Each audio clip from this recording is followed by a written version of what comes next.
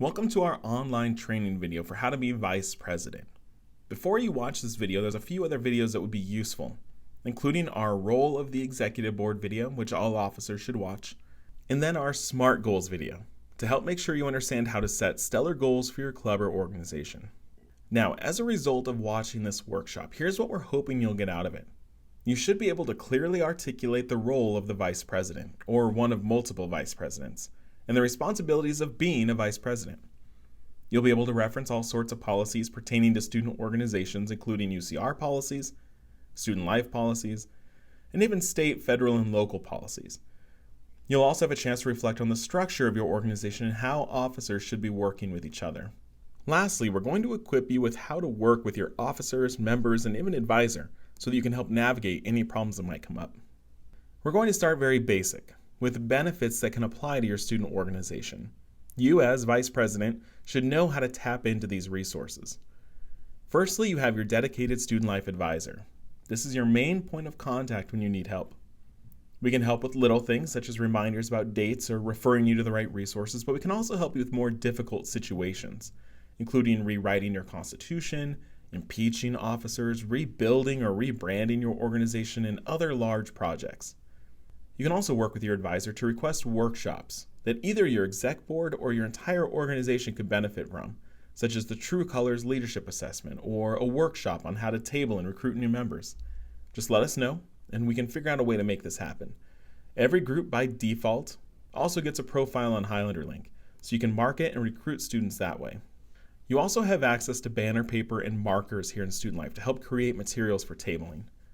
Another perk of being a registered org is that you have access to free reservable spaces, either spaces in the hub or any academic classroom across campus. We have an entire video dedicated to how to reserve if you've never done this. Every organization also has access to checking out tables and chairs from the hub information desk on the first floor near the elevators. You get 1 table and 2 chairs per org. You also get the ability to table, either during normal school days or during the summer at Highlander orientation. In terms of funding, each organization also has access to money from ASUCR to last you the whole year, as well as event-specific money from both ASUCR and ASPB for things like paying for one-time events like culture shows or guest speakers. There's also graphic designers available to student orgs, so if you don't have someone design savvy, you can stop into Student Life and we can direct you to where they work. Lastly, Student Life also hosts your official Student Org mailbox, where you can have mail sent to so it's not going to your personal mailbox. Now let's talk more about funding and the vice president's role in that. To access traditional ASUCR funding, you need to activate the account and update signatories every year, so you can start this process in the summer. Remember that while ASUCR provides free funding, it's typically a reimbursement system, so people in your org may need to pay for things up front and then get paid back, which might put some of your officers in a tough financial situation. So have a frank and honest discussion with them and everyone's ability to pay for things up front. A lot of groups are also opening accounts off campus, which your Student Life Advisor can help you with. This account is where all of your dues and fundraising money can go, and it comes with a debit card, so you can now pay for things directly with club money. When you want to change or add signatories to this account, you'll often need to request a letter from your Student Life Advisor that outlines the new names. So contact your advisor for help in getting that letter. We also want to touch on the idea of being a nonprofit organization. Many clubs throw this term around, and it's not actually true. While yes, most clubs don't make a profit, that doesn't make you an actual nonprofit organization. To become an actual 501c3 organization, it requires a hefty application fee, regular renewals, and often requires filing taxes. If you're part of a larger national or international organization, they might have a nonprofit status that you can benefit from. You can ask them about that. Otherwise, don't use that term or allude to that status, especially when accepting donations or sponsorships. These businesses might be quite upset when they realize their donation isn't actually tax deductible. We can't really offer any sort of tax advice, but plenty of tax consultants would be willing to help you navigate this. The best thing to remember about funding is that it's best to have multiple people involved. This creates a checks and balances for your funding, as opposed to one officer knowing everything. Your records, both incoming and outgoing, should be transparent. A general member should be able to inquire about the results of a fundraiser or what their dues went towards. You also want to take advantage of your mailbox here in Student Life so that any important documents are being sent here. This also helps with transition once the treasurer maybe graduates. I know this goes without saying, but also consider the consequences of embezzlement. Using your org account to pay for your Netflix can be a criminal offense, as well as student conduct consequences as well. And lastly, make sure to update signatories when people leave so that you're no longer tied to an org's bank account once you leave the organization. Now let's look at the actual role of the vice president, what that means generally. Some groups might have one vice president while others have two, typically referred to as internal and external. We'll talk more about those differences here in a second. Regardless which of these two you might be, the vice president is usually charged with guiding the committee chairpersons. So they might oversee the membership engagement committee or the social outing committee. Other more specific committees, such as fundraising or social media, might report to different officers. These vice presidents also lead the charge when the president is absent. Since these positions are so near the top, it's typical for these positions to be elected, and these candidates have likely had high-ranking positions in the club before, such as leading committees or other exec-level positions. Something that vice presidents likely lead are committee meetings, where the committee heads all report back on their progress and share updates. The VP then shares this information up to the president and other exec positions. Vice presidents typically serve 1 full year. Now I mentioned that internal and external vice presidents might be coexisting, so let's cover how these two positions are different. Let's start with the internal vice president. I will start by reviewing the possible duties of an internal VP. There are 3 broad areas: overseeing membership services, overseeing committee budgets and programs, and developing performance measures. Typically, this position looks inward at the group's members and officers. They might host a retreat for members and come up with talking points and team builders, or they might create a newsletter that's circulated internally for members to read, as opposed to an outward-facing newsletter probably created by your marketing chair. Another possible duty of the internal VP is overseeing committees and their budgets. What are committees? Committees are responsible for successfully planning, organizing, and executing key activities, programs, and projects for the org. For example, you might have a committee for a big event or conference, or a committee to help fundraise or market the organization.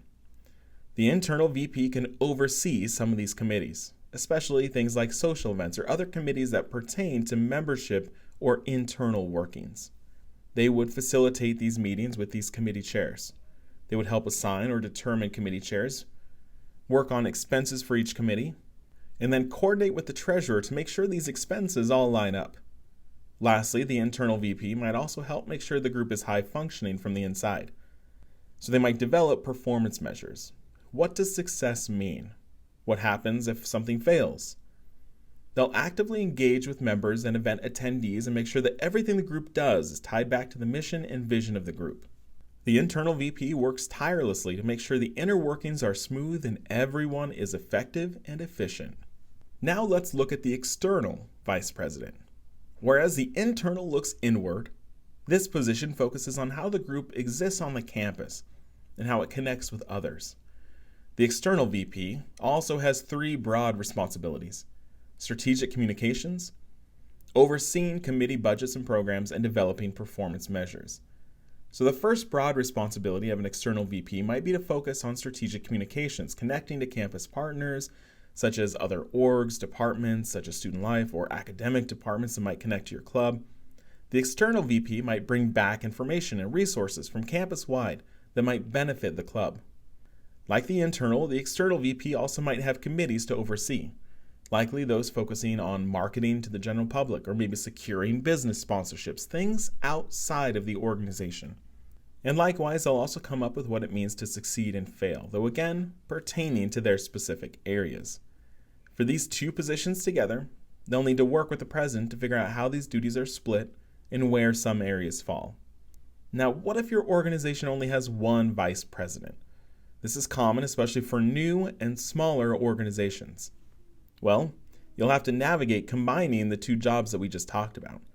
The VP can focus on internal things like managing membership and morale, as well as spearheading committees. The VP and president should have a clear idea what their role is and what the VP is expected to do. Let's zoom out and discuss some common issues that might come up with being a vice president. One of the most common questions is about the distribution of roles and responsibilities. When a president isn't sure what to do with the VP position, often nothing gets done, and that position becomes a placeholder for when the president's not there, and that's basically it. The VP is a valuable position and can carry a hefty amount of work, not just a title. Another conflict is often the lack of officers passing down important information, what we call officer transition. If things are only word of mouth, information gets lost, which means momentum gets lost. Having a successful officer transition means that you can keep momentum and keep improving. Earlier we talked a lot about committees, but working with committees can lead to a lot of issues as well. Some common issues include goal setting and planning, or actually the lack thereof. Often groups don't know how to set these goals, so these committees may not be entirely successful. There also might be a clash if the VP and the committee chairs don't communicate in the same way. We won't go into the different communication styles here because that's an entire workshop by itself, but potential clashes and challenges can often come up because of these differences. We're not going to just leave you with problems, but here's some best practices, some potential solutions to overcome these issues. Focus on goal setting, especially by checking out the SMART goals method and using that to create your goals moving forward. We have an entire video about creating SMART goals for you to utilize. When planning your events and new programs for your club, begin with assessment and end with evaluation. What is informing your decisions and your plans? Assess first, ask questions, take surveys, be open to new ideas, and then evaluate afterwards. Did it work? Were people happy with the outcome? A lot of struggles come up with unclear expectations. So you need to start holding your officers accountable by creating these expectations and making sure that they know what they're getting into. You might even want to go so far as creating contracts for committee leads. So if they fail to meet these expectations, you can hold them accountable or initiate possible impeachment proceedings. There are going to be situations that arise in your organization that you feel unprepared for. So we're going to do a few examples and talk about the possible outcomes. Here's situation number 1. The STEM conference is the science club's largest fundraiser each year. This past year, the events chair failed to send out invites for the conference. The chair proclaimed that they had 50 other things on their to-do list and completely forgot to send invites, resulting in the org losing $500. The chair apologized for their actions and would like to be the chair again for this year. What are the issues here? We don't want to remove the events chair preemptively without due process. Also, don't allow them to continue this behavior. So what do you do? If this is an elected position, the answer is easy. Have a vote, and hopefully a well-educated membership will see the failings of last year and make a smart choice. If they still vote this person in, consider making expectations known and then holding the officer to them. If they can't do everything, consider having a STEM conference committee so they can delegate out responsibilities. Case study number 2. The recruitment chair shares with you that they're having a hard time getting committee members to show up to tabling events. In fact, none of the 5 committee members attended the fall involvement fair. Only 1 committee member informed the chair that they could not make it. When confronted, the other committee members said they were busy. A good first step is to again work on making these expectations known. So work with the recruitment chair to put these expectations down, maybe even in a contract that members of this committee might sign. Once they know these expectations, don't hesitate to remove committee members that aren't fulfilling their duties. You might be able to change their attitude. Maybe tabling has become a chore, something they don't enjoy doing. So think about how you can rejuvenate the committee and remind them that their work fuels the entire organization. If you do end up running out of dedicated committee members, you can always resort to officers tabling, which many orgs already do. And now case study number 3. You have a committee chair who attends meetings but constantly shows up late. The chair also turns in their reports after the due date, but nonetheless submits them. Oftentimes, the chair has a poor attitude. The easiest way to start a conversation like this is to ask the person why they're involved in your club. Do they have a good reason? Are they still driven to help? If they seem apathetic, maybe ask them bluntly if they'd like to stay involved. Maybe they'll come to the realization on their own that they don't really want to do this anymore. But if they do, start holding them accountable. If they want to help, make sure they're pulling their weight and doing their job. A poor attitude can be infectious, so you might need to remove them if they're spreading negative behaviors. And finally, case study number 4. One of your chairs has missed over half the committee chair meetings. When confronted, that chair states that they've been struggling with balancing school, work, and organizational responsibilities. However, the chair wants to keep their position in the org because it will look great on their resume. Other members of the committee want to remove the chair. Let me just say this. You're a student at UCR, so you want to get an education.